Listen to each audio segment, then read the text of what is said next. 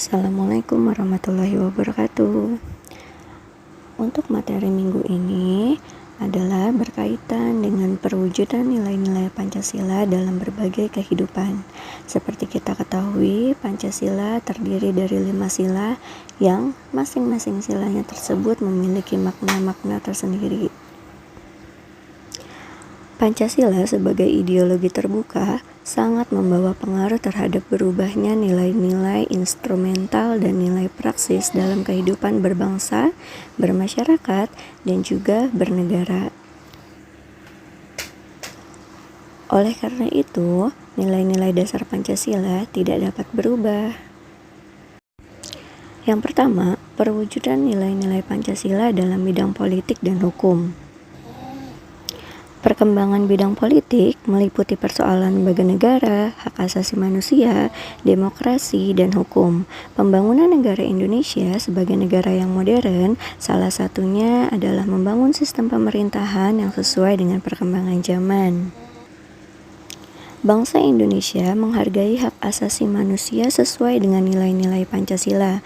Namun, hak asasi tersebut tentunya harus menjaga keseimbangan antara hak dan kewajiban.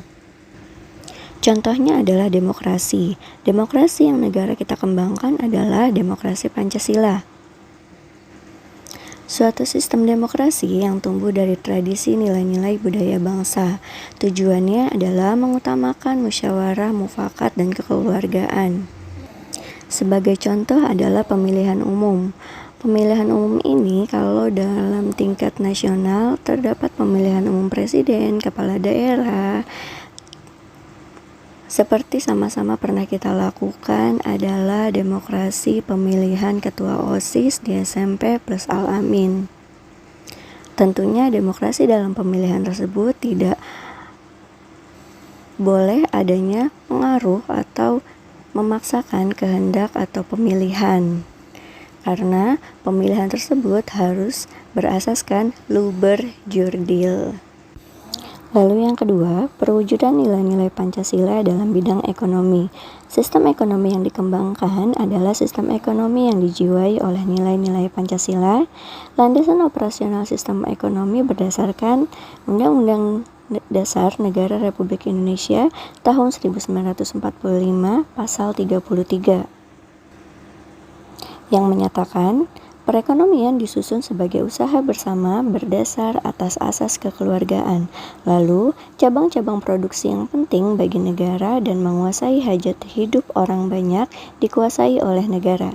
Lalu, bumi dan air serta kekayaan alam yang terkandung di dalamnya dikuasai oleh negara dan dipergunakan untuk sebesar-besarnya kemakmuran rakyat. Lalu, perekonomian nasional diselenggarakan berdasarkan demokrasi ekonomi dengan prinsip kebersamaan, efisien, keadilan, keberlanjutan, berwawasan lingkungan, kemandirian, serta menjaga keseimbangan, kemajuan, dan kesatuan ekonomi nasional. Berbagai wujud sistem ekonomi, baik yang sudah ada di masyarakat ataupun pengaruh asing dapat dikembangkan selama sesuai dengan nilai-nilai Pancasila sudah pasti. Contohnya, saat ini sudah banyak berkembangnya bank, supermarket, mall, bursa saham, perusahaan, bahkan online shop. Yang ketiga, perwujudan nilai-nilai Pancasila dalam bidang sosial budaya. Tujuan pembangunan nasional adalah terwujudnya masyarakat yang adil dan makmur berdasarkan Pancasila. Masyarakat di sekitar kita selalu mengalami perubahan sosial budaya. Agar perubahan tersebut tetap terarah, maka sistem nilai sosial dan budaya dalam masyarakat dikembangkan sesuai dengan nilai-nilai Pancasila. Sistem nilai sosial yang ada di masyarakat harus terus dikembangkan agar lebih maju dan juga modern.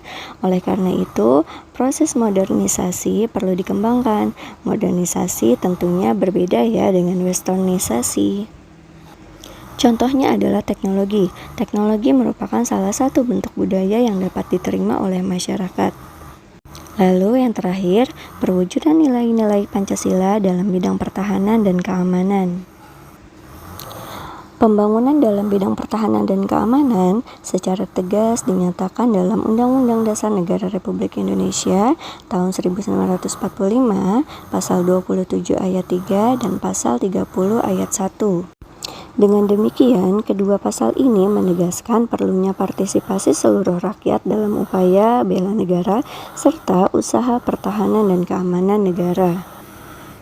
Bentuk partisipasi rakyat dalam pembelaan negara, contohnya kegiatan ronda malam atau sistem keamanan lingkungan yang melibatkan masyarakat secara bergantian. Tugas kita sebagai generasi muda adalah untuk tetap mempertahankan Pancasila sebagai dasar negara dan ideologi nasional. Dengan menghayati dan mengamalkan nilai-nilai Pancasila dalam kehidupan sehari-hari. Cukup sekian materi hari ini, semoga mudah dipahami. Dan jangan lupa kerjakan tugas-tugas di Google Classroom. Terima kasih. Wassalamualaikum warahmatullahi wabarakatuh.